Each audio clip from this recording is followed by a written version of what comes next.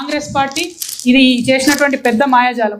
పోయినసారి కూడా ఏం చేసిరు, పర్సంటేజ్ ఏమో పెద్దగా చేసి చూపించారు, పైసలేమో తక్కువ వస్తాయి. ఎందుకు వస్తాయి?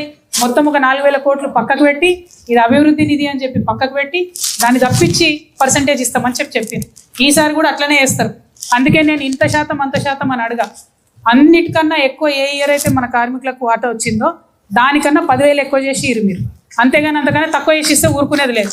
ఎంత పర్సంటేజ్ అంత పర్సంటేజ్ అని ఏఐసిటి వాళ్ళు మిగతా అన్ని సంఘాలు కూడా మాట్లాడుతున్నారు. కానీ దానివల్ల లాభం లేదు.